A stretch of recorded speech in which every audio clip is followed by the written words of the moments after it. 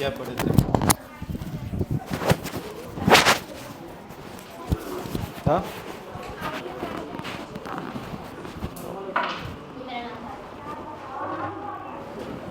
Ideal gas का temperature. एक second बस रुक जाओ। लास्ट टॉपिक हमने पढ़ा था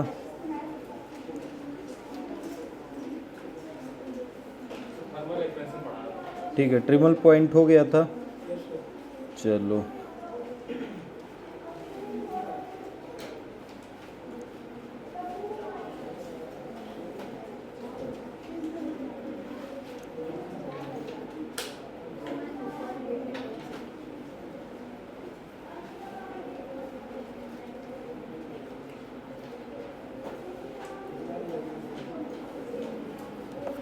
हेडिंग डालिए, थर्मल एक्सपेंशन।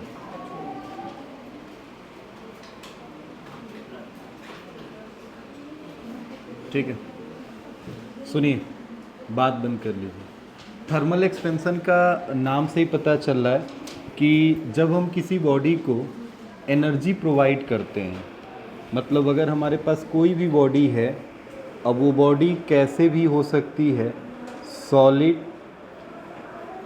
लिक्विड या गैस। ठीक है, अभी बात करेंगे कि क्या ज़्यादा एक्सपेंड कर सकता है, बट इसमें हमने देखो जो हेडिंग डाला है ना, उसमें लिखा है एक्सपेंशन। ये एक्सपेंशन का मतलब है कि मोस्टली चीज़ें एक्सपेंड करेंगी जब हम उसको एनर्जी प्रोवाइड करेंगे, या थर्मल का मतलब है एक एनर्जी, एक हीट देंगे। मतलब अगर हम किसी बॉडी में हीट प्रोवाइड करते हैं, कोई एनर्जी देते हैं, तो उस बॉडी में एक्सपेंशन होता है, चाहे वो किसी भी स्टेट में हो, सॉलिड में हो, लिक्विड में हो, गैस में हो। अब हर सब्सटेंस अपने अपने नेचर के हिसाब से एक्सपेंशन तय करेगा। ठीक है, तो ये अगर हमारे पास बॉडी इतनी बड़ी थी तो ये एक्सपेंड होके थोड़ी और बड़ी हो जाएगी, इसमें एक्सपेंशन देखने को मिलेगा। ठीक है, अब मुद्दा ये है कि मैंने बोला कि एक्सपेंशन जो है वो किस किस बातों पे डिपेंड करेगा, तो वो डिपेंड करेगा, सिंपल सी बात है, नेचर ऑफ सब्सटेंस। मतलब हमारा सब्सटेंस कैसा है। जैसे अगर हमारे पास सॉलिड है, तो पहले तो हमें ये जानना है ना कि हम लिख दिए नेचर ऑफ सब्सटेंस, तो ऐसा क्यों मैंने लिखा है कि नेचर ऑफ सब्सटेंस पे ही डिपेंड करेगा ये एक्सपेंशन। जब हम किसी बॉडी को हीट या टेम्परेचर प्रोवाइड कर रहे हैं तो उस बॉडी में एक्सपेंशन होना तय है, वो बॉडी फैलेगी। और अगर वो बॉडी फैलेगी तो किस हिसाब से फैलेगी, तो डिपेंड करेगा वो बॉडी सॉलिड है कि लिक्विड है कि गैस है। ठीक है, अब मुद्दा ये है कि जब हमने एक्सपेंशन देखा तो एक्सपेंशन किस पे डिपेंड किया, नेचर ऑफ सब्सटेंस। भाई सॉलिड है तो अलग नेचर होगा, लिक्विड है तो अलग नेचर होगा, गैस है तो अलग नेचर होगा। तो अब यहीं से तुम बता सकते हो कि कोई बॉडी कैसे एक्सपेंड करेगी और कौन सी बॉडी ज़्यादा एक्सपेंड करेगी, सॉलिड ज़्यादा एक्सपेंड करेगा कि गैस एक्सपेंड करेगा। जैसे मान लो हमारे पास इतना ही सॉलिड है और इतने ही वॉल्यूम में हमने गैस भर दिया, तो मैंने दोनों को सेम हीट, मतलब 2 कैलोरी का हीट मैंने प्रोवाइड किया है इस बॉडी को। तो अगर ये सॉलिड होता तो क्या इसमें एक्सपेंशन उतना ही होता जितना गैस है। तो ये अब हम किस पे बात करेंगे कि आखिर में एक्सपेंशन का कॉज क्या है, कॉज ऑफ एक्सपेंशन। ठीक है, तो एक्सपेंशन कॉज का क्या होगा, तुम सोच के देखो। तुम्हें पता है कि कोई भी सब्सटेंस जो होता है, उस सब्सटेंस को देखे तो छोटे छोटे मॉलिक्यूल से मिलके बना होता है। अगर वो सॉलिड होगा तो भी मॉलिक्यूल से बना होगा, लिक्विड होगा तो भी बना होगा, और गैस होगा तो भी छोटे छोटे एटम्स या मॉलिक्यूल से बना होगा। बट अगर ये सॉलिड होता है तो इसके मॉलिक्यूल्स क्लोजली पैक्ड होते हैं। अगर ध्यान से देखें सॉलिड में, तो सॉलिड के मॉलिक्यूल्स हमें पता है कि क्या क्लोजली पैक्ड होते हैं, एक दूसरे से ऐसे चिपके रहेंगे। अगर हम यही फॉर्म लिक्विड के अंदर आते हैं तो सर लिक्विड वाले केस में क्या होगा, लिक्विड में मॉलिक्यूल्स थोड़े दूर दूर हो जाते हैं, बहुत दूर तो नहीं बट सॉलिड के कंपैरिजन में तो दूर हो जाएंगे, मतलब मॉलिक्यूल्स थोड़े दूर दूर दिखाई देंगे अगर हम माइक्रोस्कोपिक लेवल से देखें। और अगर गैसियस फॉर्म में देखते हैं सर, तो गैसियस फॉर्म में मॉलिक्यूल्स और दूर दूर हो जाते हैं, मतलब एक मॉलिक्यूल यहाँ है तो एक यहाँ है, एक यहाँ है, एक यहाँ है, एक यहाँ है, ऐसे मॉलिक्यूल्स हमें रैंडमली मैनर में दिखाई देंगे। अच्छा, तो ये सॉलिड हो गया, ये लिक्विड हो गया और ये गैस हो गया। अब तुम सोचो कि जब तुमने इसको हीट दिया होगा, हीट प्रोवाइड किया होगा, इसको हीट प्रोवाइड किया होगा और इसको भी हीट प्रोवाइड किया होगा, तो ऐसा क्या हुआ होगा कि ये एक्सपेंड किए होंगे। तो सर हीट देने से क्या होता है, तो हीट के डिफिनीसन के अकॉर्डिंग हो, मैंने आपसे बताया था स्टार्टिंग में ही कि हीट को हम कई तरह से डिफाइन कर सकते हैं। एक थ्योरी हमारी डायनेमिक थ्योरी थी। डायनेमिक थ्योरी कहती थी कि जब भी हम किसी बॉडी को एनर्जी प्रोवाइड करते हैं तो उसके मॉलिक्यूल्स या एटम अपने मीन पोजीशन से काइनेटिक एनर्जी जो कर रहे थे उस एनर्जी की वैल्यू को बढ़ा देते हैं। मतलब ये अगर मॉलिक्यूल्स देखो तो अगर किसी नॉर्मल टेम्परेचर पे रखा गया है 27 डिग्री सेल्सियस पे, तो ये अभी अपनी जगह पे वाइब्रेट कर रहा होगा। वाइब्रेट कर रहा होगा मतलब इसके पास काइनेटिक एनर्जी होगी। बट जैसे मैं इसको हीट दूंगा तो इसकी काइनेटिक एनर्जी पहले के कंपैरिजन में क्या बढ़ जाएगी। अगर इसकी काइनेटिक, क्योंकि ये भी एनर्जी है, तो एनर्जी लेके ये अपनी काइनेटिक एनर्जी को बढ़ा ले रहा है, और जैसे काइनेटिक एनर्जी को बढ़ाएगा तो तुम खुद सोचो, अगर ये मॉलिक्यूल्स अपनी जगह पे पहले धीरे धीरे इतने दूरी पे समझो मीन वाइब्रेशन कर रहा है, तो क्या होगा, वाइब्रेशन करेगा तो क्या इसको धक्का दे रहा होगा, इस वाले मॉलिक्यूल्स को धक्का दे रहा होगा, तो इसका भी थोड़ा सा वाइब्रेशन हो गया, थोड़ा सा इसका भी हो गया, थोड़ा सा इसका भी हो गया। अगर मैंने हीट दे दिया तो क्या ये जो अपने मीन पोजीशन से एक बार यहाँ, फिर यहाँ, फिर यहाँ, फिर यहाँ, ऐसे ऐसे वाइब्रेट कर रहा था, इधर इधर इधर इधर इधर ऐसे। बट जैसे ही मैंने हीट दिया तो क्या इसका वाइब्रेशन और तेज हो गया। वाइब्रेशन तेज होने का मतलब जो पहले थोड़ा सा डिस्प्लेस किया था इसको, कि अब ज़्यादा डिस्प्लेस कर देगा, और डिस्प्लेसमेंट अगर ज़्यादा होगा तो क्या अब ये तो पैक्ड है ना, बाहर तो निकल नहीं सकता है, मॉलिक्यूल्स उसी में रहेगा। तो जिस सरफेस एरिया में दिखाई दे रहा था पहले, या जिस वॉल्यूम में दिखाई दे रहा था पहले, क्या उस वॉल्यूम को इंक्रीज करेगा, तभी तो अपने डिस्प्लेसमेंट, नेट डिस्प्लेसमेंट को इंक्रीज कर पाएगा वो। इसी वजह से सॉलिड के अंदर क्या प्रोवाइड हो जाता है, सॉलिड कह लो चाहे लिक्विड कह लो चाहे गैस कह लो, उसमें हमें एक्सपेंशन देखने को मिलता है जब भी तुम उसे हीट प्रोवाइड करोगे। कोई भी चीज़ हो, ऐसा मत सोचो कि हम उसको हीट देंगे तो वो कॉन्ट्रैक्ट होगा, छोटा होगा, ऐसा नहीं है।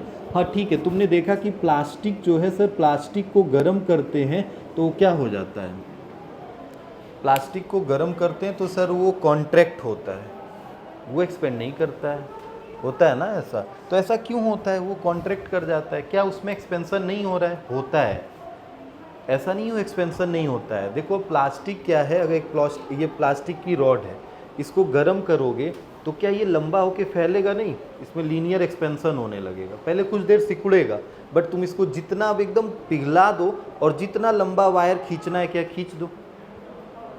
देखे होगे ना, प्लास्टिक को पिघला के देखो, ऐसे खींचो तो एक बाल की तरह उसमें से निकलता है, तो वही तो एक्सपेंशन है।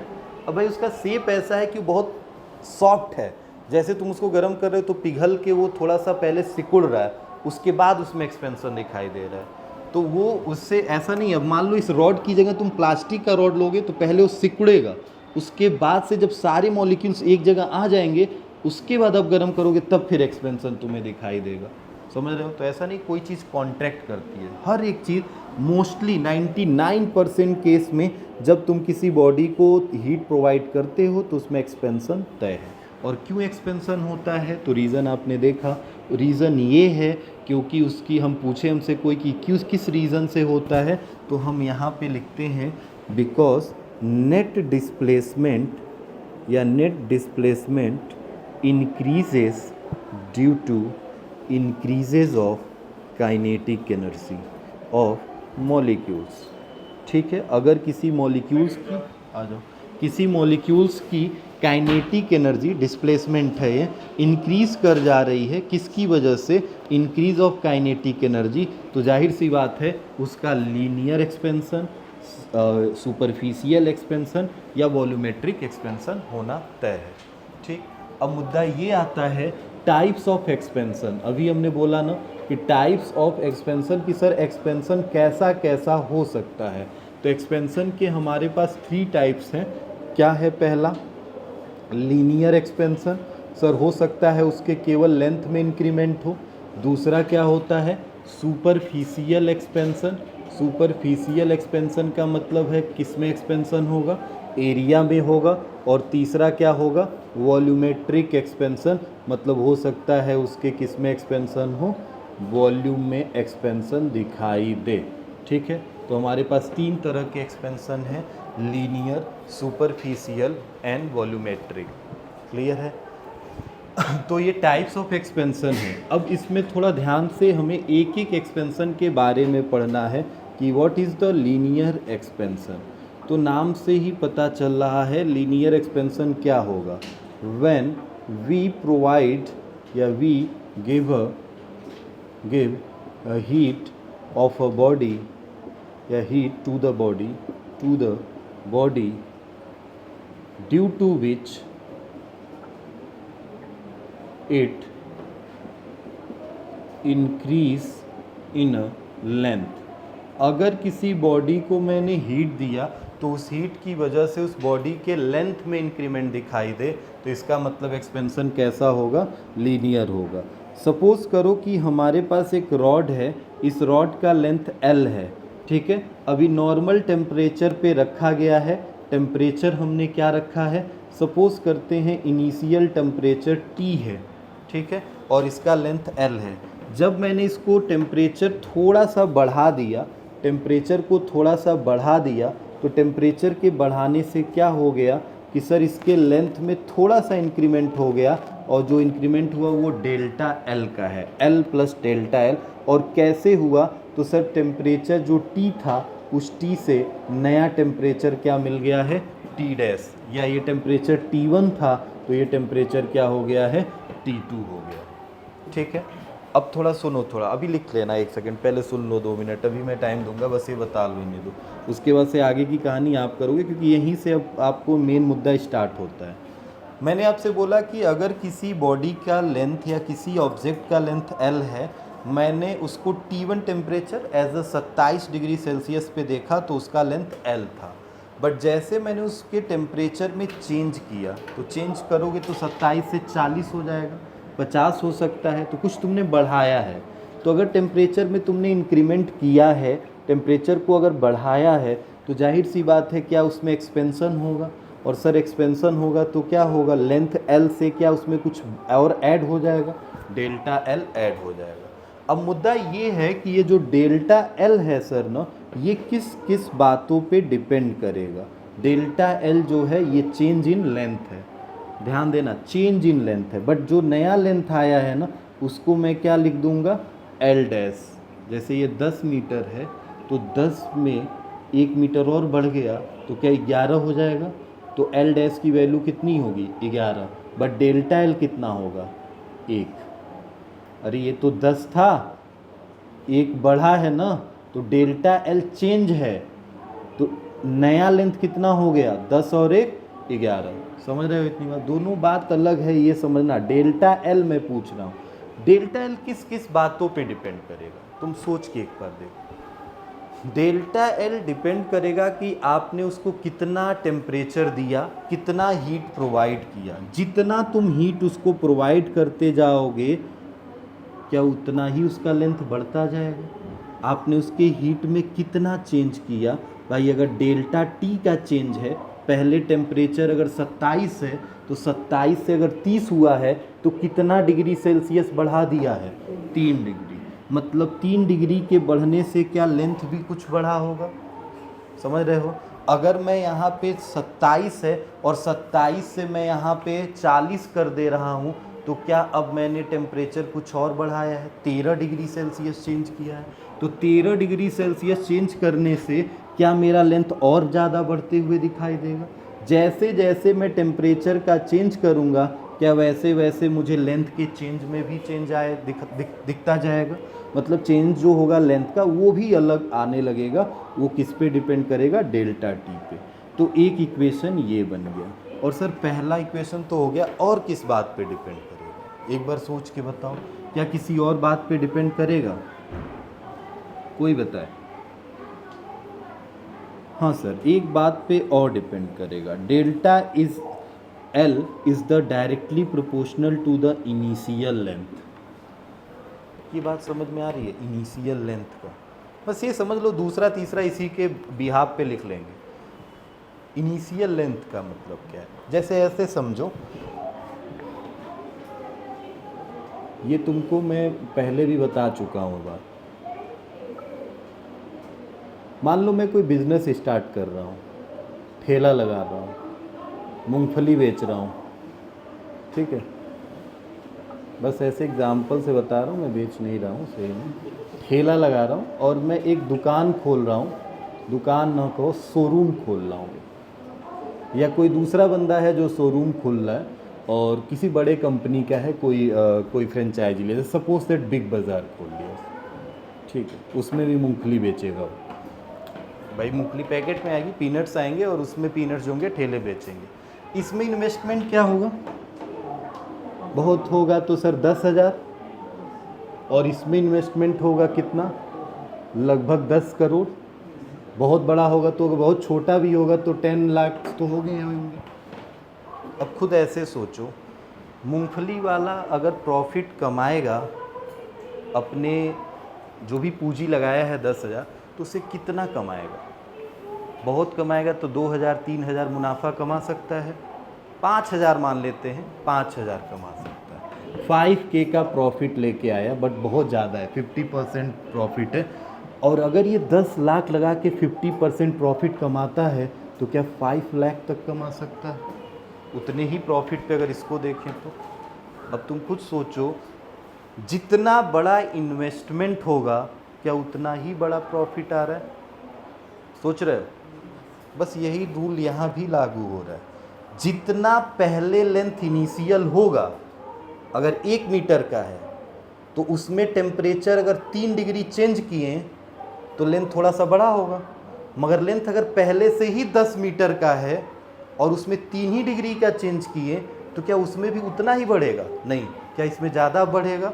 यही रूल लागू होगा, क्योंकि वो 10 के छोटा था तो इसमें लेंथ भी चेंज छोटा होगा, और 10 लाख छोटा ही अमाउंट नहीं, अब बड़ा अमाउंट हो गया तो इसमें चेंज भी उतने पे ही अगर देखें तो क्या चेंज अब ज़्यादा दिखाई देने लगेगा हमें?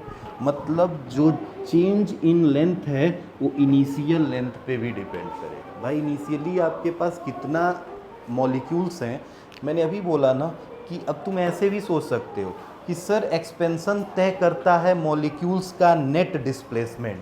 तो सोचो मॉलिक्यूल्स अगर 10 होंगे तो नेट डिस्प्लेसमेंट कुछ आया होगा, मगर मॉलिक्यूल अगर 100 हो गए होंगे, क्योंकि लेंथ बड़ा है तो मॉलिक्यूल्स की संख्या तो बड़ी होगी ना लाइन से, तो मॉलिक्यूल्स अगर बढ़े होंगे तो उनका सबका नेट डिस्प्लेसमेंट क्या पहले वाले के नेट डिस्प्लेसमेंट से ज़्यादा तो आया ही होगा।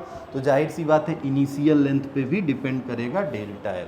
अगर मैं इन दोनों इक्वेशंस को आपस में मिला देता हूँ तो delta L is the directly proportional to L delta T हो जाएगा, और प्रोपोर्शनैलिटी साइन को अगर मैं हटा देता हूँ तो sir delta L is equal to क्या आ जाएगा? Alpha L delta T. ये बन जाएगा चेंज इन लेंथ का फॉर्मूला। ठीक है सर, यहाँ पे ये अल्फ़ा क्या है?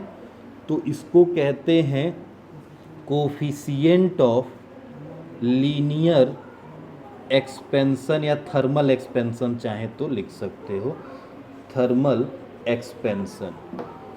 कोफिशिएंट है ये, पूरा आपको लिखना होगा, coefficient of linear thermal expansion है। कोफिशिएंट ऑफ लीनियर एक्सपेंशन भी लिख सकते हो, थर्मल तो समझ ही रहे हो कि थर्मली एक्सपेंड कर रहा है। ठीक है, अभी रुको एक सेकेंड, ये है change in length delta L. तो क्या अब एल डैश बता सकते हो? बताओ अब एल डैश नया वाला लेंथ कितना आएगा? सर पुराना वाला length L plus delta L, और डेल्टा एल की जगह पे क्या रख देंगे? Alpha L delta T. क्या कॉमन हो जाएगा सर?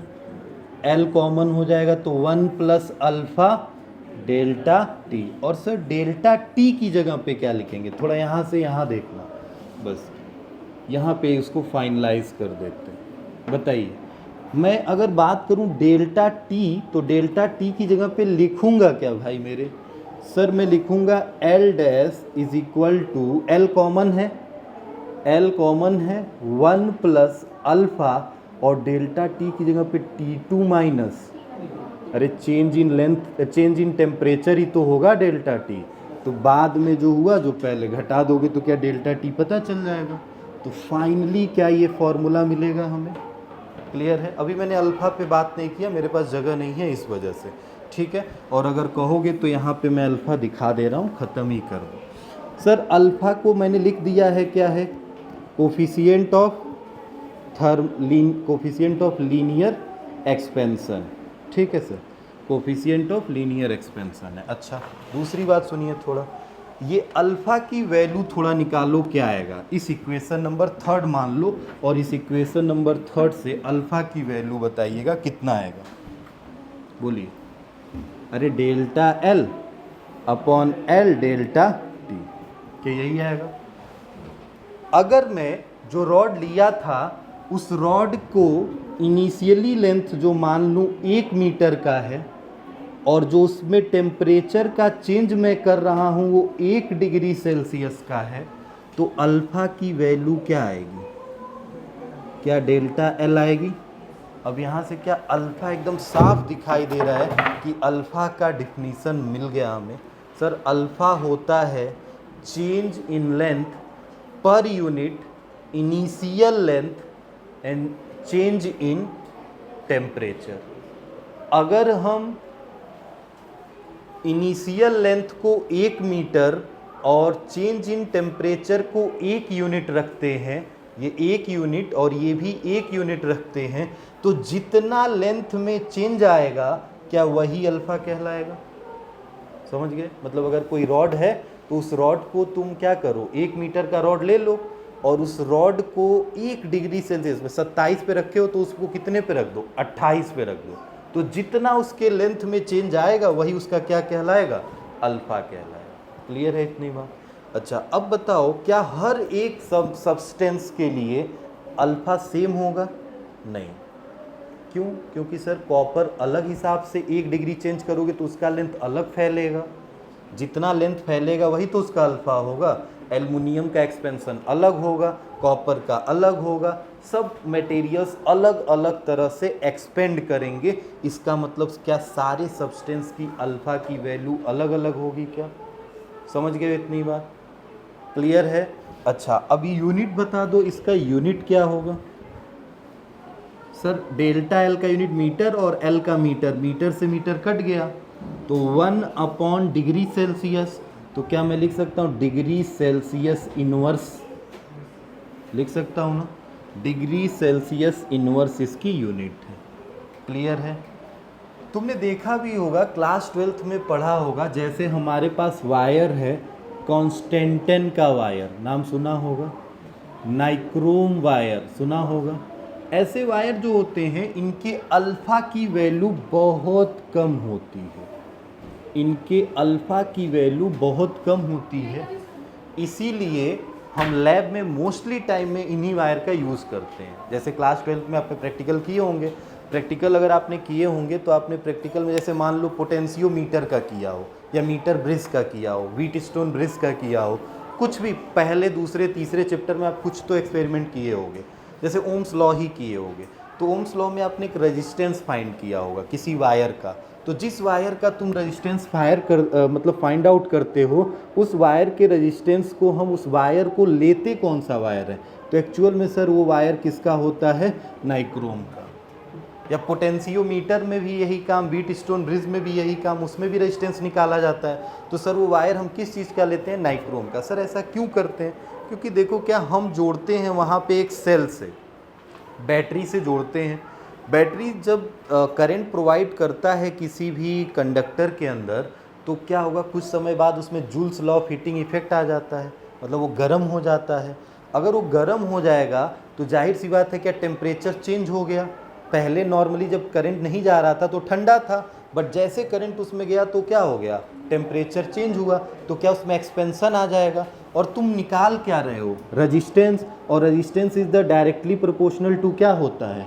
लेंथ।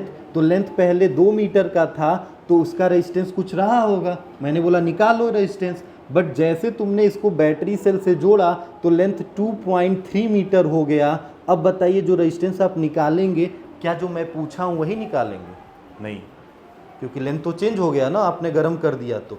बट अगर सपोज करो अल्फ़ा की वैल्यू उस वायर की बहुत कम होगी, अल्फ़ा कम होगा तो क्या चेंज इन लेंथ भी बहुत कम होगा? समझ रहे हो?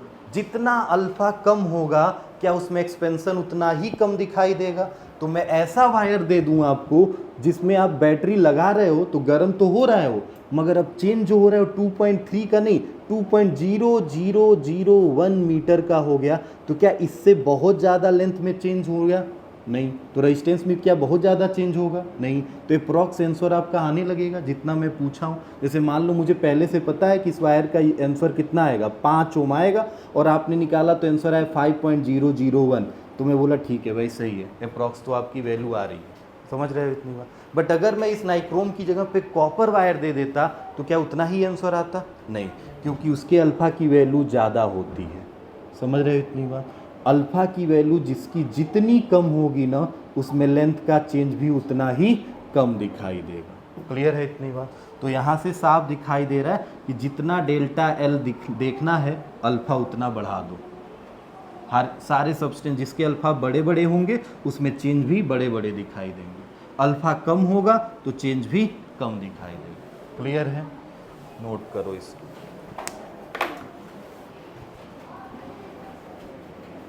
ये चीज़ हटा।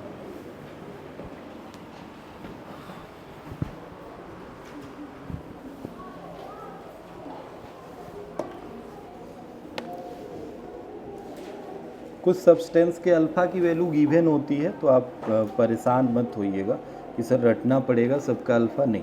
मोस्टली 2-4 का क्वेश्चन में ज़्यादा आता है, एल्युमिनियम का हो गया, ब्रास का हो गया, कॉपर का हो गया, नाइक्रोम हो गया, गोल्ड, सिल्वर, बस यही सब।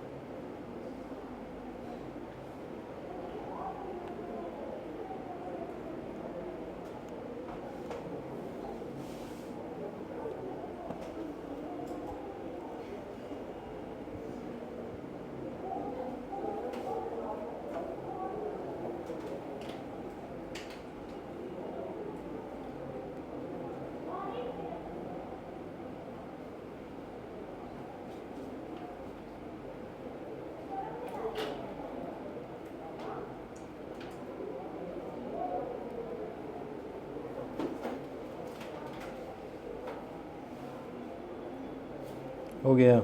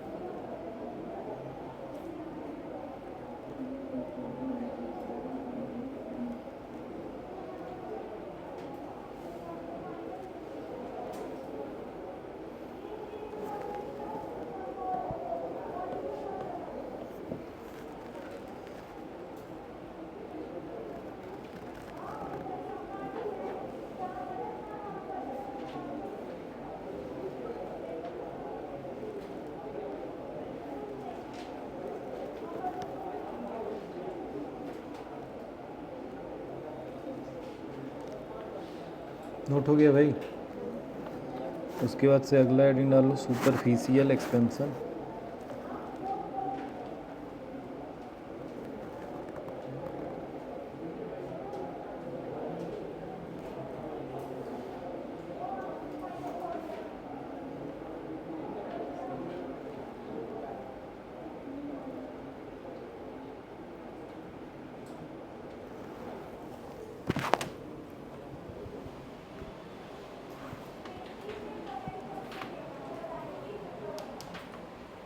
हटाएं, इधर का तो हटा दो।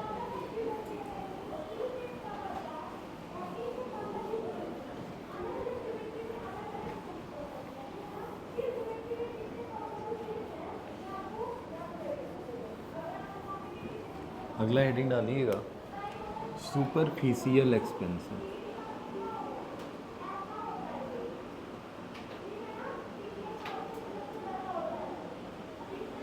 बताइएगा, क्या अब हमें इतना ज़्यादा कुछ बताने की ज़रूरत है? नहीं, सिंपल सी बात है। सुपरफिशियल का मतलब है सर एरिया में चेंज। सुपरफिशियल मतलब उसके सरफेस एरिया में कितना चेंज होगा। तो सपोज दैट ये मेरे पास सीट है जिसका एरिया ए है, जब मैंने उसको T1 टेम्परेचर पे रखा है, जब मैं उसको टेम्परेचर चेंज कर दे रहा हूँ ना, तो सर उसका एरिया ए में कुछ जुड़ जा रहा है, डेल्टा ए जुड़ जा रहा है, मतलब उसका ये नया एरिया है सर ए डैश। एरिया चेंज हो जा रहा है किससे? जब टेम्परेचर T1 से क्या कर दिया हूँ, T2 कर दिया हूँ। तो सर ये एरिया का चेंज किस पे डिपेंड करेगा? तो फिर वही कहानी सर, चेंज इन टेम्परेचर पे डिपेंड करेगा, और दूसरा किस पे डिपेंड करेगा सर? इनिशियल एरिया पे डिपेंड करेगा। एरिया पहले से छोटा होगा तो चेंज छोटा दिखेगा, एरिया बड़ा रहेगा तो चेंज भी बड़ा दिखेगा। दो इक्वेशन मिल गए हैं, दोनों इक्वेशन की हेल्प से मैं delta A is equal to या प्रोपोर्शनैलिटी साइन क्या लिखूंगा, ए डेल्टा टी लिख दूंगा। ठीक है, एस भी लिख सकते हो, देखो एस, क्योंकि सुपरफिशियल है तो तुम सोच रहे हो कि एस लिख सकते हो, सरफेस एरिया रहेगा। ठीक है, तो बस समझना है तुम्हें, एरिया है समझ में ज़्यादा आएगा, तो ये मतलब सरफेस एरिया है।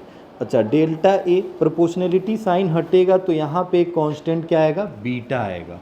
बीटा ए डेल्टा टी, ये मेरे पास चेंज मिल जाएगा जो एरिया में चेंज आया। अगर मैं आपसे पूछूं कि बताइए ये जो चेंज हमें दिखाई दे रहा है एरिया में, ये अब आ गया तो नया जो एरिया है वो ए डैश कितना रहा होगा? तो sir initial area A plus जो चेंज आया है कितने का आया है, बी बीटा है ए डेल्टा टी। सर ए क्या हो जाएगा, कॉमन हो जाएगा, तो 1 प्लस बीटा डेल्टा टी, क्या ये नया वाला जो एरिया है पता चल जाएगा? सर अगर हम टेम्परेचर की बात करेंगे तो टेम्परेचर हमारे पास कितना है, 1 प्लस बीटा, और डेल्टा टी का मतलब है T2 minus T1, change in temperature, मतलब हम ऐसे भी लिख सकते हैं। क्लियर है? कोई प्रॉब्लम? कोई दिक्कत नहीं है भाई, सिंपल सी बात है, जो वहाँ किए हो वही यहाँ पे किए हो, जहाँ डेल्टा एल था उसी को हटा के तुमने डेल्टा ए लिख दिया। अब बताइए, फ्रॉम इक्वेशन नंबर 3 से अगर मैं बीटा की वैल्यू निकालता हूँ, बीटा की वैल्यू निकालता हूँ तो कितना आएगा सर? डेल्टा ए अपॉन में कितना हो जाएगा हमारे पास, ए डेल्टा टी, ये आ जाएगा। बताइए, ये बीटा मिल गया। अब इस बीटा को तुम सिंपली डिफाइन कर सकते हो, बोलो बीटा को अगर लिखोगे तो क्या लिखोगे? डेल्टा ए मतलब क्या होगा, चेंज इन, चेंज को इंक्रीज भी लिख सकते हो क्योंकि इंक्रीज ही हो रहा है, तो change in surface area upon initial area into change in temperature. क्या यही बात है ना? अब बताओ थोड़ा, क्या यहाँ से हम बोल सकते हैं अगर ये तब होगा जब सर एरिया इनिशियली कितना यूनिट ले लें, 1 मीटर स्क्वायर, और चेंज इन टेम्परेचर को कितना ले लें, 1 डिग्री सेल्सियस, तो क्या बीटा की वैल्यू डेल्टा ए के इक्वल आ जाएगी? सेम वही कहानी, अल्फ़ा की वैल्यू डेल्टा एल के इक्वल, तो बीटा की वैल्यू किसके इक्वल, डेल्टा ए के इक्वल। भाई देखो मैंने क्या किया, मैंने एरिया को 1 यूनिट ले लिया, 1 यूनिट का मतलब ये एरिया है तो 1 मीटर स्क्वायर होगा, और टेम्परेचर का चेंज 1 डिग्री सेल्सियस कर दिया, तो बीटा क्या डेल्टा ए के इक्वल आएगा। अब बताओ, अगर कोई मैं तुमसे पूछूं बीटा क्या है तो तुम बोलोगे सिंपल सी बात है सर, बीटा होता है change in area per unit initial area, जो इनिशियली एरिया है, इनटू में क्या होगा, डेल्टा टी, मतलब चेंज इन टेम्परेचर। अगर सर चेंज इन टेम्परेचर को 1 डिग्री सेल्सियस और इनिशियल एरिया को 1 मीटर स्क्वायर लेते हैं, तो जितना किसी भी एरिया में चेंज आएगा वही उस सब्सटेंस का क्या कहलाएगा, बीटा कहलाएगा। तो यूनिट की बात की जाए अगर, तो सर यूनिट इसका भी सेम देखिए, मीटर स्क्वायर मीटर स्क्वायर क्या कट जाएगा, 1/डिग्री सेल्सियस, मतलब डिग्री सेल्सियस का क्या होगा, इन्वर्स होगा। जैसे उसमें देखा था वैसे सेम कहानी, नोट कर लीजिए। कुछ नहीं है इसमें, दोनों सेम है, इसीलिए मैंने बोला उसको सही से पढ़ लो, वही दोनों तीनों में रिपीट होगा। बस वॉल्यूम में डेल्टा ए हट के भी लग जाएगा, अब वो खुद से कर लो।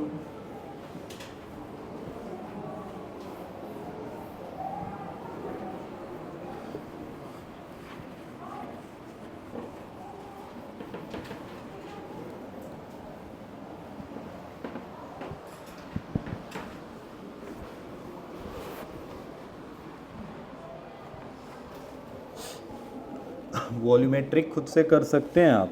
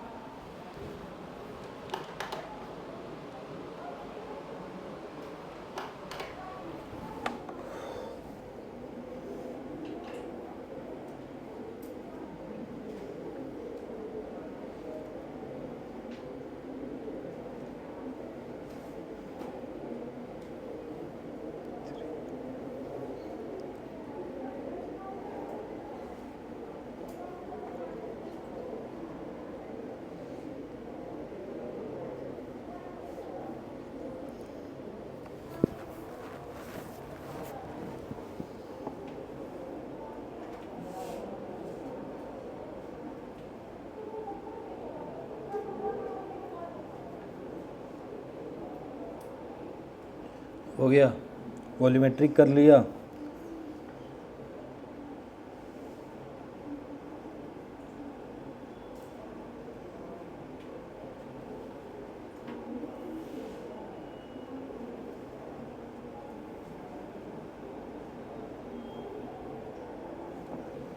देखो हटाते हैं इसको, यहाँ पे वॉल्यूमेट्रिक एक्सपेंशन का हमें अब यूज़ करना है आगे की तरफ। वॉल्यूमेट्रिक एक्सपेंशन में हम क्या देखेंगे कि सर ये हमारे पास कोई 3D एलिमेंट है, ये 3D एलिमेंट है सर, इसका वॉल्यूम इनिशियली कितना रहा होगा, भी रहा होगा। बट जैसे ही मैंने इसको टेम्परेचर पे अभी रखा था T1 टेम्परेचर पे, और जैसे मैंने टेम्परेचर चेंज कर दिया, क्या इसका वॉल्यूम चेंज होते हुए दिखाई दिया। तो सर इसका वॉल्यूम अब कितना हो गया, तो सर नया वॉल्यूम V डैश हो गया। और सर ये V डैश की वैल्यू कितनी हो गई, तो इनिशियल जितना था उसमें क्या थोड़ा और वॉल्यूम बढ़ गया है, तो टेम्परेचर कितना हुआ होगा, T2 हुआ होगा। ठीक है, बाकी बताइए चेंज इन वॉल्यूम किस किस बात पे डिपेंड करेगा, तो सर चेंज इन टेम्परेचर पे। और चेंज इन वॉल्यूम किस पे डिपेंड करेगा सर, इनिशियल वॉल्यूम पे। प्रोपोर्शनैलिटी साइन हटाएंगे तो सर एक कांस्टेंट यहाँ गामा आएगा और भी डेल्टा टी होगा।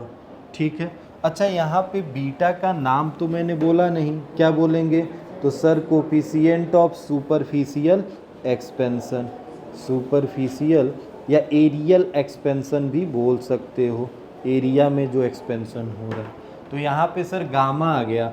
अब बताइए हमें ये मिल गया इक्वेशन नंबर 3, फर्स्ट और सेकंड ये दोनों हैं।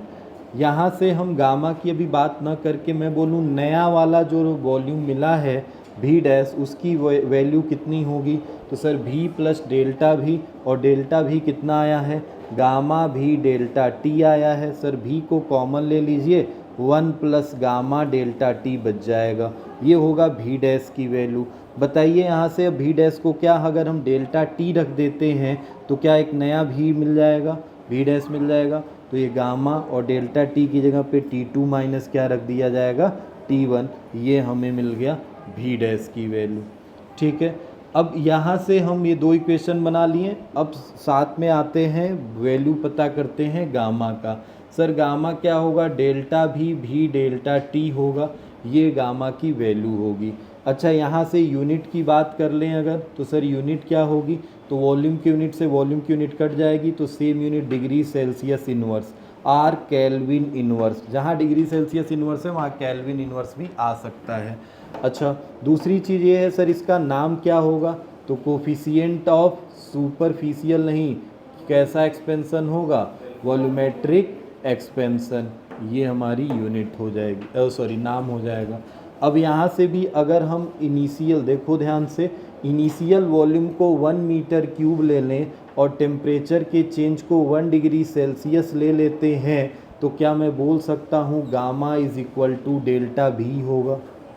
ठीक है, तो ये बात तुम यहाँ से समझ गए हो, जो सब में लिखे हो वही यहाँ पे भी सेम चीज़, एक ही बार जो जो इसमें छापे हो वही वहाँ पे है।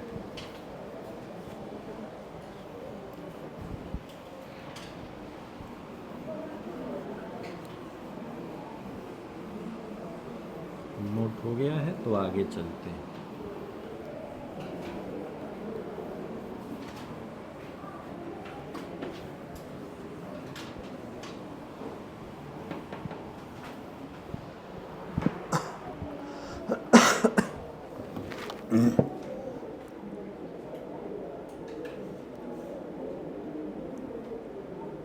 हो गया।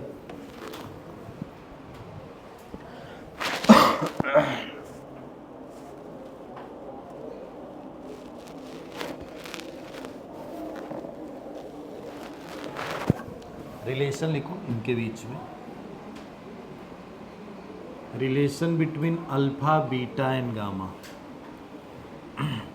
डायरेक्ट लिख सकते हो, एक करके दिखा दे रहा हूँ, बाकी अब घर पे जाके करना, मैं डायरेक्ट रिलेशन बता रहा हूँ, ध्यान से समझिए। Relation between alpha beta gamma, मान लो यहाँ वॉल्यूमेट्रिक से लेके चल रहे हैं, आसान है, एरिया के लिए एरिया से भी लेके चल सकते हो, तो उसमें बीटा और गामा में आएगा। मैं वॉल्यूमेट्रिक लेके चल रहा हूँ तो इसमें अल्फा और गामा का आएगा। सुनिए, अगर मान लीजिए कि मेरे पास कोई इनिशियल वॉल्यूम है, ये लो, ऐसे ऐसे लो, ये मेरे पास एक क्यूब है, बस ऐसे समझना थोड़ा ध्यान से। सर ये क्यूब है, क्यूब का मतलब सर लेंथ ब्रेथ हाइट क्या सब एल एल एल होगा, ए साइड सेम, सब चीज़ सेम होगा, लेंथ ब्रेथ हाइट सब। तो सर इसका वॉल्यूम अभी इनिशियली कितना है, भी है। किस टेम्परेचर पे रखा गया है सर, T1 पे। मैंने टेम्परेचर बढ़ा दिया सर, तो ये बढ़ा दिया तो सब लेंथ बराबर है, तो क्या सब में इंक्रीमेंट भी बराबर होगा, तो जाहिर सी बात है कि अब नया क्यूब बन जाएगा, बनेगा ना, L dash L dash L dash. देखो लेंथ ऐसे ले लो, ये एक हो गया लेंथ, लेंथ ब्रेथ, और ये क्या हो गया हाइट, तीनों क्या सेम हो गए हैं, यहाँ भी तीनों क्या हैं, सेम है। ये टेम्परेचर किस पे हो गया है, T2 पे, तो क्या नया वॉल्यूम भी डैश मिल गया है क्या। समझे हो मैं क्या कह रहा हूँ, मैं कह रहा हूँ कि मेरे पास एक क्यूब था, उस क्यूब की साइड L है, तो उसको मैंने T1 टेम्परेचर पे रखा, तो क्या उसका वॉल्यूम पहले कितना रहा होगा। अरे क्यूब का वॉल्यूम क्या साइड का क्यूब होता है, L का क्यूब, तो क्या इनिशियल वॉल्यूम ये रहा होगा। बट मैंने टेम्परेचर T1 पे रखा है इसको, जैसे मैंने टेम्परेचर चेंज किया, मतलब T1 में कुछ और जोड़ दिया, टेम्परेचर के चेंज होने से क्या लेंथ देखो पहले L है, तो लेंथ क्या है, L डैश होगा।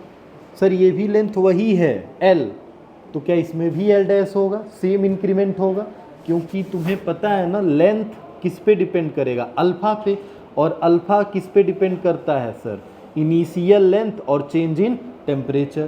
तो इनिशियल लेंथ भी सबका एक एक है, और चेंज भी कितना कर रहे हो, चेंज भी अगर 1-1 डिग्री सेल्सियस सब में कर रहे हो, तो जाहिर सी बात है सबका चेंज सेम आएगा क्या, मतलब सबके लिए अल्फ़ा सेम होगा। तो सर ये अल्फ़ा सेम होगा, तो सब में लेंथ L से L डैश, L से L डैश, L से L डैश, ऐसे आए। बताइए अब नया वाला वॉल्यूम कितना आ जाएगा, तो नया वाला वॉल्यूम सर आएगा L डैश का क्यूब आएगा क्या, क्योंकि अब साइड L डैश हो गया है, पहले साइड L था। तो इक्वेशन नंबर 2 बन गया। थोड़ा सा मैं रिकैप करता हूँ, बताइएगा कि मैं चेंज इन लेंथ को क्या लिखा था, चेंज इन लेंथ को जो पहला किया गया एक्सपेंशन, क्या मैं इसको L+1 अल्फ़ा, ऐसे 1 प्लस अल्फ़ा डेल्टा T लिखा हूँ क्या, लिखा हूँ, मतलब इसकी जगह पे मैं वैल्यू रख सकता हूँ क्या। Then V dash is equal to क्या रखूँगा, L1 plus alpha delta T, और इन पूरे का क्या कर दूँगा Q, क्योंकि क्यूब है, समझे हो।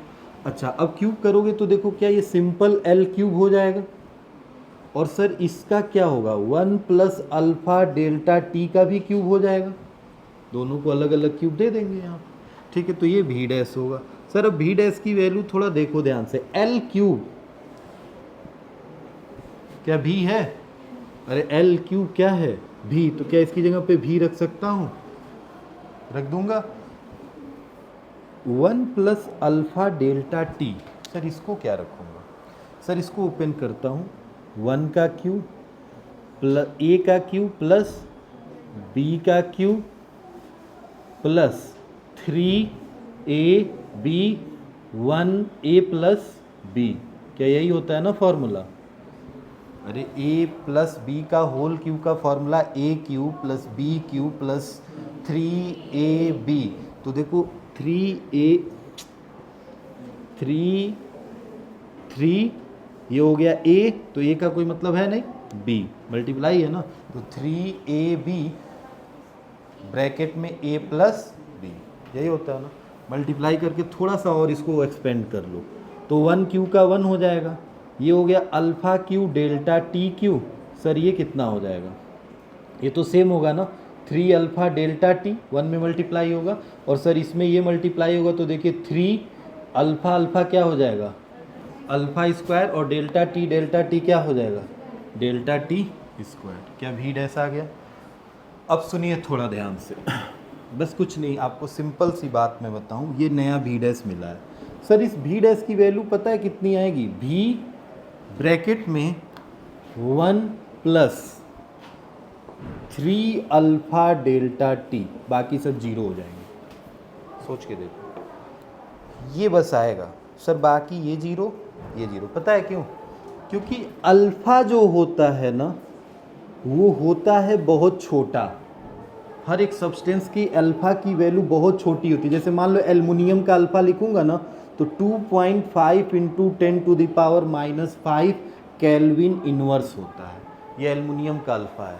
अब सोचो इसकी वैल्यू कितनी है, तो सर अल्फ़ा की वैल्यू है 2.5 अपॉन 1 लाख, क्या यही है क्या, 1 लाख है 10⁻5, अरे 3 2 5 जीरो लगेंगे यहाँ पे। अब बताओ ये जब ऊपर जाएगा, मतलब इससे डिवाइड करोगे तो क्या 0.00002 ऐसे चलेगा क्या, और भी अभी जीरो आएंगे, 1 2 3 4 5 है ना, तो 1 2 3 4 2 5 कैसे आएगा क्या। अब अगर ऐसे वैल्यू आ रही तो क्या हो, बहुत छोटी हो गई ना। अब इसका तुम्हें क्या करना है, क्यूब, इसका क्या करना है क्यूब, तो क्या और छोटा हो जाएगा, स्क्वायर भी करोगे तो क्या, और क्या मतलब है कि alpha Q tends toward zero, cube कर रहे हो तो क्या बहुत छोटा हो रहा है ना, बहुत छोटा होने का मतलब क्या जीरो की तरफ बढ़ रहा है, तो क्या उसको निगलेक्ट कर दें भाई, उससे मतलब क्या। और डेल्टा टी भी ऑलरेडी तुम्हें पता है टेम्परेचर का जो चेंज है ना वो भी बहुत ज़्यादा नहीं करते हो, वो भी करोगे तो 1 डिग्री 2 डिग्री, तो जाहिर सी बात है और छोटी वैल्यू से मल्टीप्लाई करना है तो और छोटा हो जाएगा वो, तो ये बहुत छोटा हो जाएगा। अरे ये नहीं था जीरो, ये था ना अल्फ़ा डेल्टा टी, ये नहीं था, ये जीरो हो जाएगा क्योंकि इसमें स्क्वायर है अल्फ़ा का और इसमें अल्फ़ा का क्या है, क्यूब है। तो समझ गए ना क्यों जीरो हुआ है, मुझे लिखने की ज़रूरत नहीं पड़नी चाहिए कि ये आखिर में क्यों ज़ीरो हुआ है, मैं ऐसे एग्जांपल आपको बता दिया हूँ। अगर आप चाहिए तो यहाँ पे नोट में लिख देंगे alpha is very small then hence its cube and square is also small. ठीक है, तो क्या बचा, भी डैश इज इक्वल टू भी 1 प्लस 3 अल्फ़ा डेल्टा टी, क्या यही बचा, तो बस इसको मैंने लिख लिया है। क्लियर है इतनी बात। अब बताओ तुमने यहाँ पे ध्यान से देखो, एक्चुअल में मैं चाहूँ तो ऐसे लिख सकता हूँ सर, ये देखिए क्या मैं लगा दूँ गामा, मुझे निकालना है ये वैल्यू, तो एक काम करो, मैं इस इक्वेशन का यूज कर सकता हूँ क्या, इस इक्वेशन का यूज कर सकता हूँ। सर इस इक्वेशन में क्या है,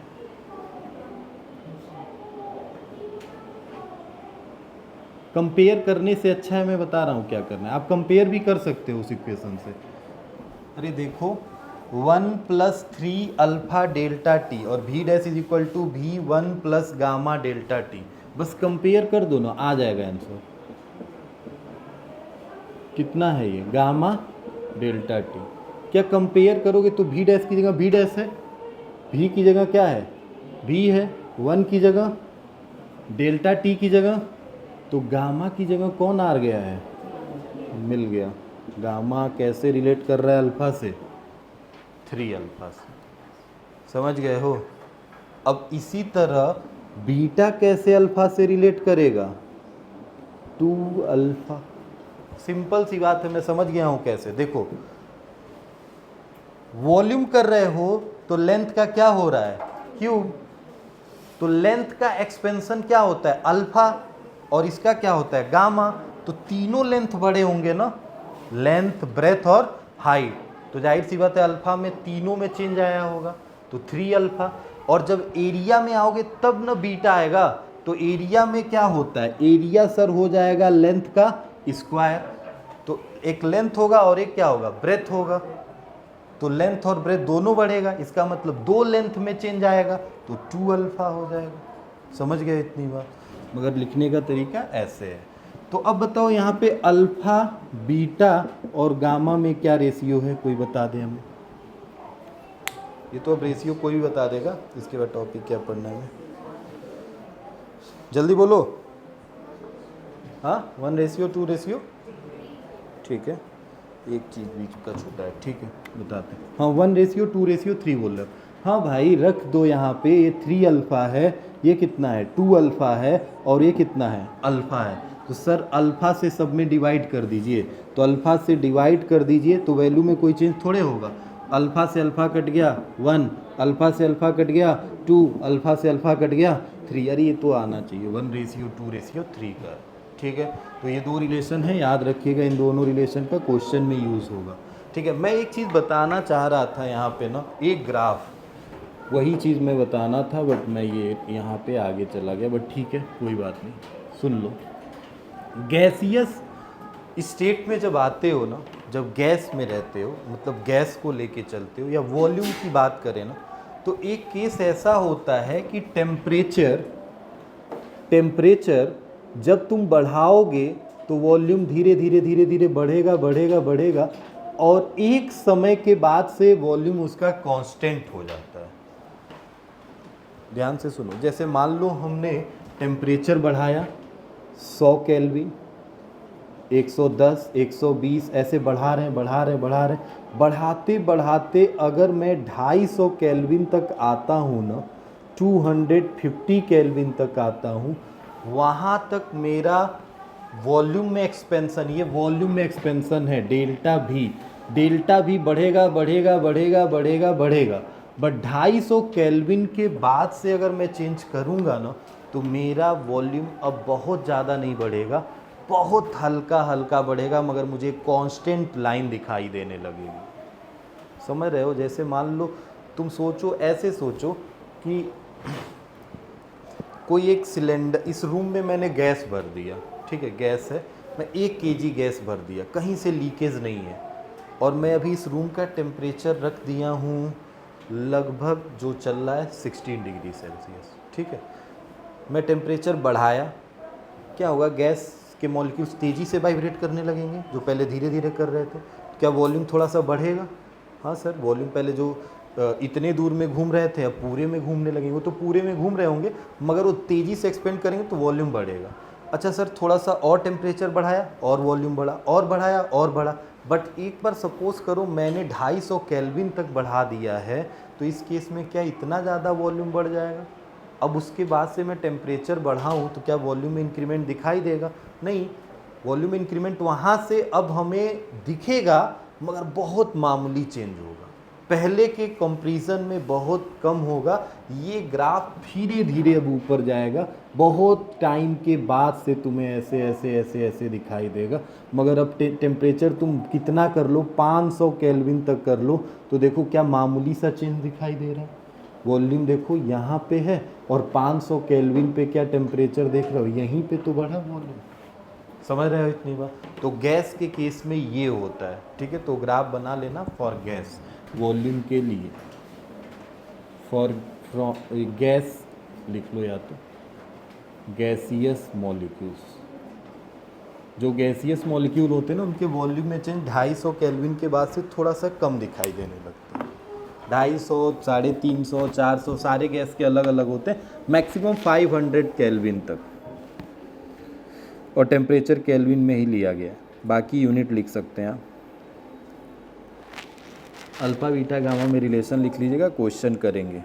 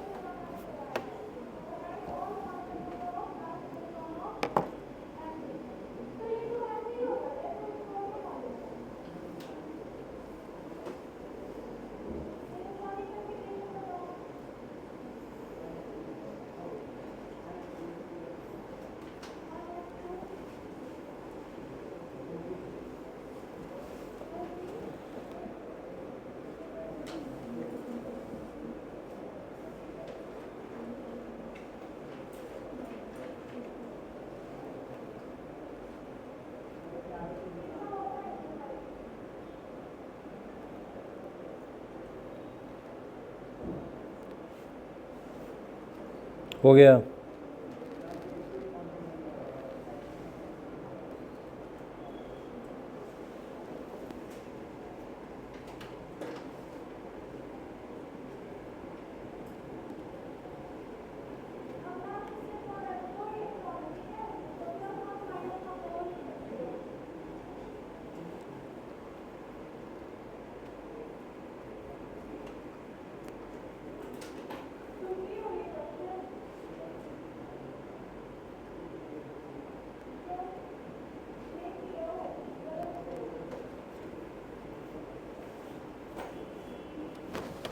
नोट कर लिया भाई?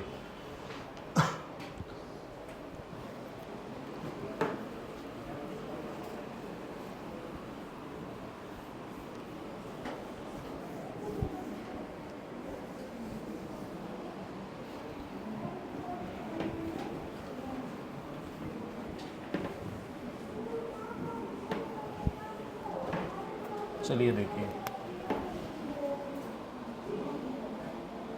थोड़ा सा समझिए एक बात को। एक ग्राफ पहले मैं आपको बताता हूँ, मैं लास्ट क्या पढ़ाया आपको, अल्फ़ा बीटा गामा में रिलेशन था ना, ठीक है। अल्फ़ा बीटा गामा की रिलेशन के बाद से थोड़ा सा अलग चीज़ चल रहा है अभी, जो उसमें मतलब टॉपिक जो है उस टॉपिक से थोड़ा सा अलग है एक चीज़। मॉलिक्यूलर लेवल पे थोड़ा एक्सपेंशन को एक बार समझ लो, हम आपको लेके चलते हैं डायरेक्ट इसके एप्लीकेशन पे, फिर न्यूमेरिकल पे। मॉलिक्यूलर एक्सपेंशन थोड़ा सा बस सोच के देखो, मॉलिक्यूलर एक्सपेंशन को समझना है ना तो एक ग्राफ को याद रखो, बस एक। मॉलिक्यूलर एक्सपेंशन का मतलब मैंने आपसे बोला कि देखो, अभी मैंने एक नॉर्मल टेम्परेचर पे किसी ऑब्जेक्ट को रख दिया है तो उसका मॉलिक्यूल्स वाइब्रेशन कर रहा होगा, मगर इतना कर रहा होगा कि उसको हम इक्विलिब्रियम मान सकते हैं, रेस्ट पे है मान लेते, बट ऐसा रेस्ट पे होता नहीं, बट मान लेते हैं बॉडी रेस्ट पे है। बट जैसे तुम टेम्परेचर दोगे तो क्या वो वाइब्रेशन और बढ़ाएगा, वाइब्रेशन बढ़ेगा, बढ़ेगा तो एक बार इधर जाएगा, वो हमेशा अपनी मीन पोजीशन से ऑक्सीलेशन करता है। मॉलिक्यूल्स अपनी जगह को छोड़ के नहीं। अब सोचो, ये अगर ये सॉलिड है, क्रिस्टलाइन सॉलिड है, तो क्रिस्टलाइन सॉलिड का मॉलिक्यूल्स क्या यहाँ से ये जो सी लिखा है उठ के यहाँ आ जाएगा? नहीं। अगर सोच रहे हो कि अगर ये लिक्विड होता तो ऐसा पॉसिबल है, लिक्विड में कहीं सी लिख दो तो कुछ देर बाद वो मिट जाएगा।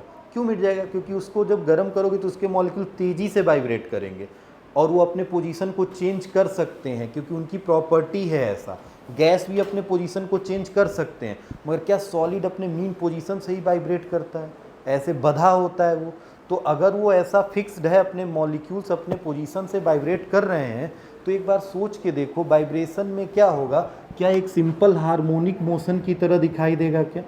सिंपल हार्मोनिक मोशन मतलब सर एक बार ये अपने एक्सट्रीम पोजीशन पे जाएगा, फिर एक बार इधर एक्सट्रीम पोजीशन पे जाएगा, और ये इसका क्या होगा? मीन पोजीशन होगा। सर मीन पोजीशन से कहाँ जाएगा? एक्सट्रीम, फिर कहाँ आएगा? मीन, फिर कहाँ जाएगा? एक्सट्रीम, फिर कहाँ आएगा? मीन। क्या वन ऑक्सीलेशन हो गया?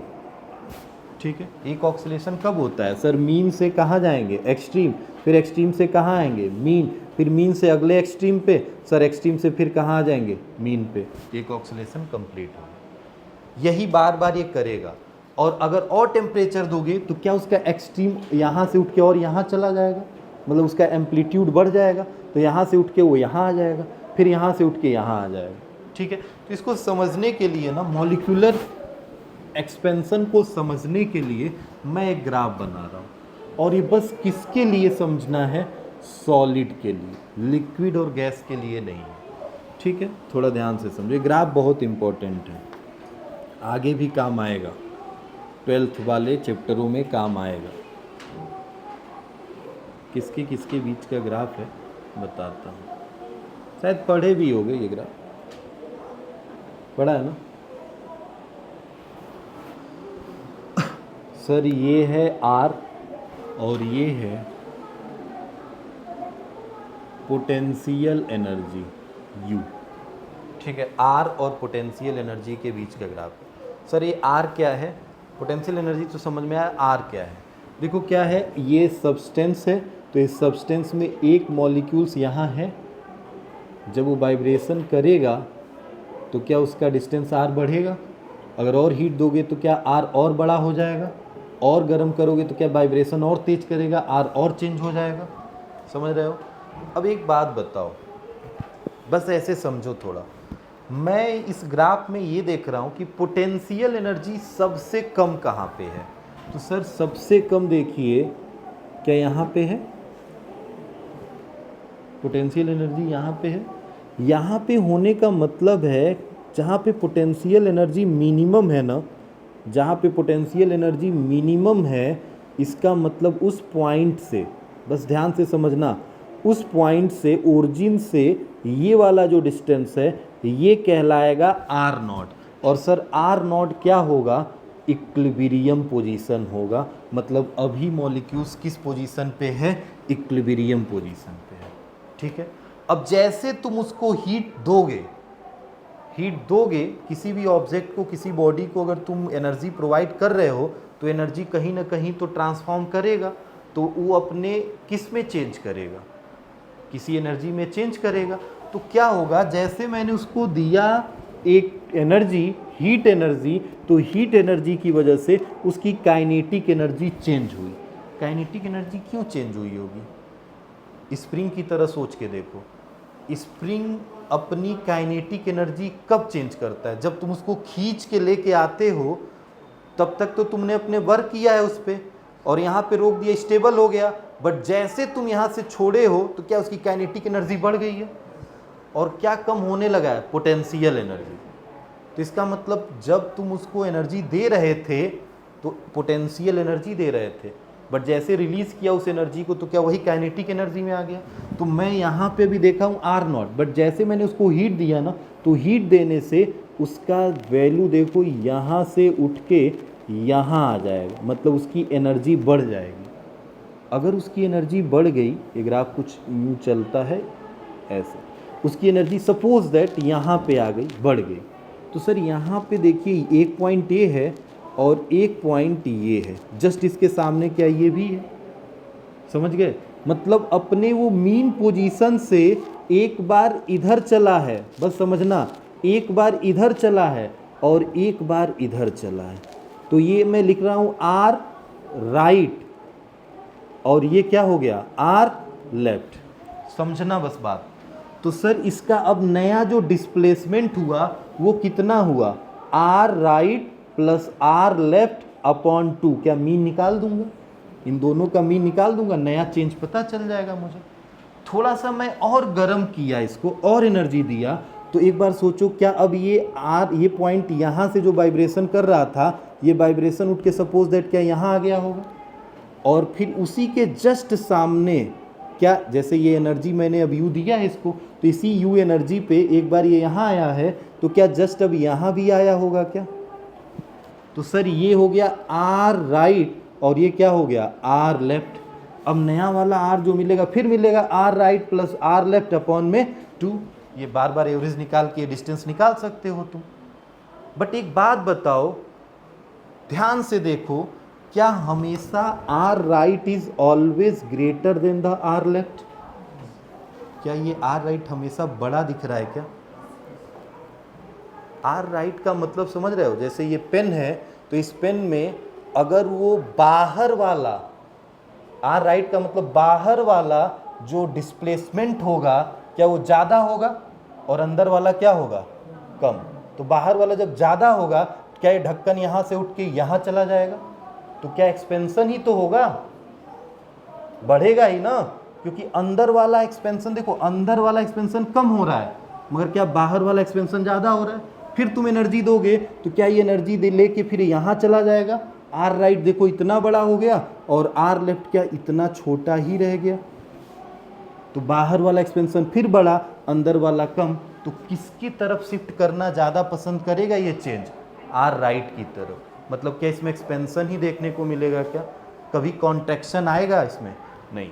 तो यही थ्योरी बताती है कि जो भी सॉलिड होते हैं ना, जब भी तुम उसको एनर्जी प्रोवाइड करते हो तो उसमें एक्सपेंशन देखने को मिलता है, ना कि कंट्रैक्शन। ठीक है, तो ये ग्राफ बताता है, क्योंकि R right always greater than the R left. बस ये एग्जाम्पल से मैं आपको बताया हूँ, आर राइट आर लेफ्ट, या आप इसको कुछ भी मान सकते हो, राइट एंड लेफ्ट को। तो ये ग्राफ बहुत इंपॉर्टेंट है समझने के लिए ये थ्योरी। अब एक प्रैक्टिकल एप्लीकेशन में 2-3 प्रैक्टिकल एप्लीकेशन बता दो मुझे, क्या क्या मैं लिख सकता हूँ। प्रैक्टिकल क्या लिख सकता हूँ? एक्सपेंशन का practical application, practical application of thermal expansion. जल्दी बोलो, practical application of a thermal expansion.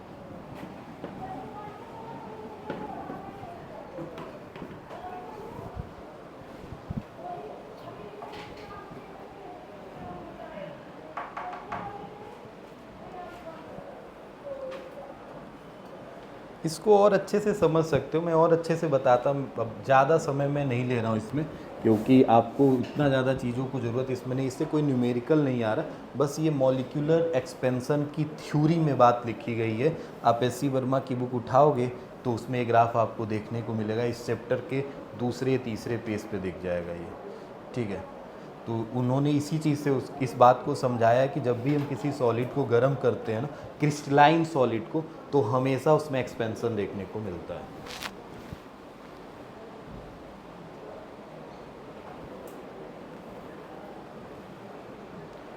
बोलिए भाई, प्रैक्टिकल एप्लीकेशन 2-3 बता दो। Small gap left between rails track. क्या पटरी के बीच में गैप छोड़ा जाता है?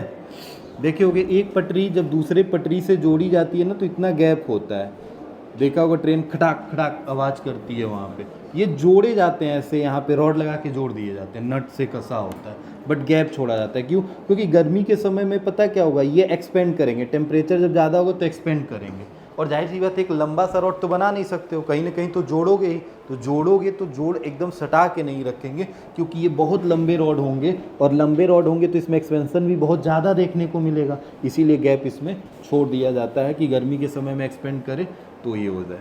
ठीक है, हाँ ठीक है, वायर, वो इलेक्ट्रिक वायर लिख लो। ठीक है भाई, बोलो क्या लिखे हो? Electric wire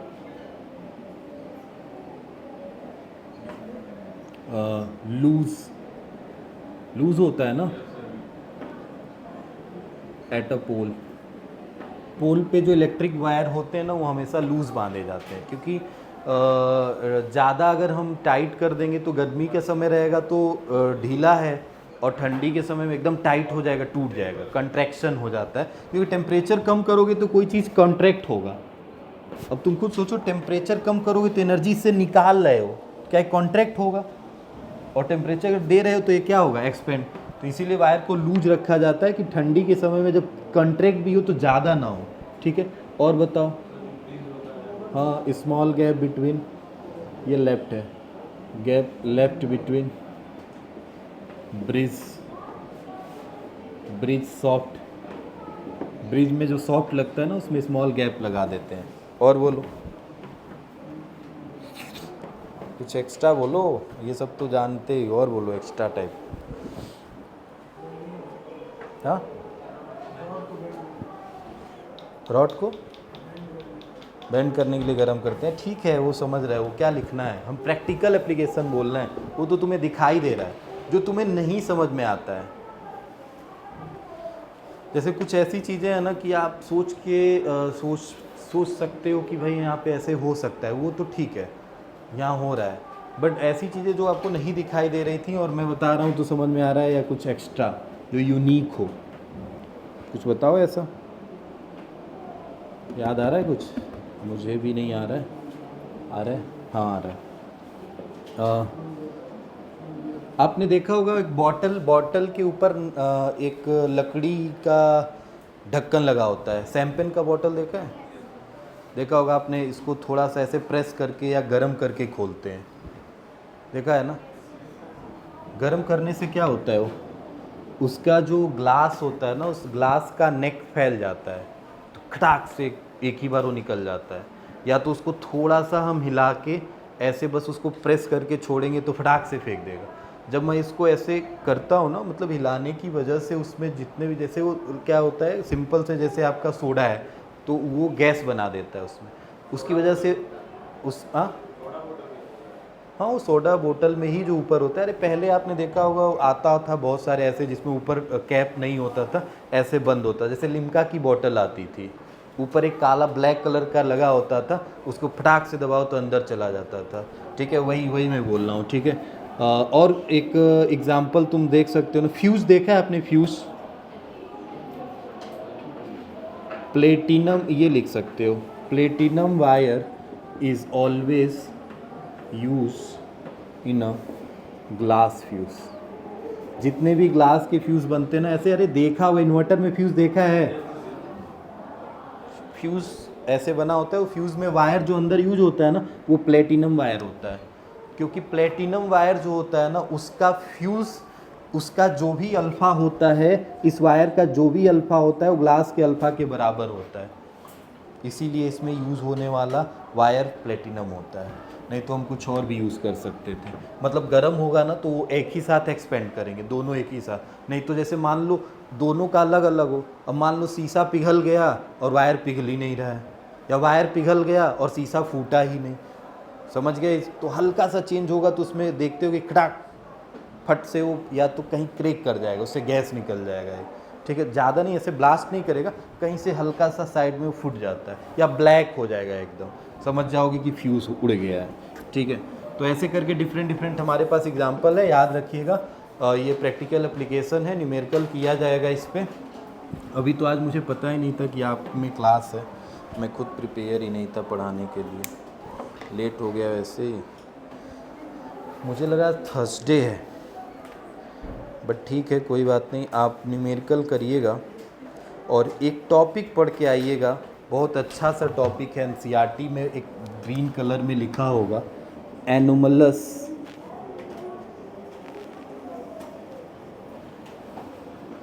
behaviour of water, ये आपका होमवर्क है, पढ़ के आइएगा, पूछूंगा ज़रूर मैं आपसे, क्योंकि इसमें कुछ थ्योरी है, बस समझना है इस कॉन्सेप्ट को, anomalous behaviour of water. Water का एनोमलस का मतलब क्या होता है? एनोमलस, एनोमलस का मतलब होता है एक डिफरेंट टाइप की बिहेवियर, डिफरेंट मतलब ऐसे समझ सकते हो, मतलब हर एक लिक्विड से अलग बिहेवियर होता है, सोच सकते हो, जैसे पानी है ना, आप देखो पानी में बर्फ़ जम जाता है, मगर उसके अंदर रहने वाले जितने भी जानवर हैं, मतलब वो भी फिश है, जो भी है वो सब जिंदा रहते हैं। ऐसा पानी का कुछ बिहेवियर हो रहा होगा तभी तो, इसीलिए उसने लिखा है anomalous behaviour of water. Water का है बिहेवियर बहुत हमारे लिए इम्पोर्टेंट है। तो क्या है ये, इस थ्योरी को पढ़ के आइएगा, उसमें लिखा है एनसीईआरटी में, और कहीं सर्च करोगे तो भी मिल जाएगा, ठीक है, पढ़ के आना। कल बात करते हैं, न्यूमेरिकल करेंगे।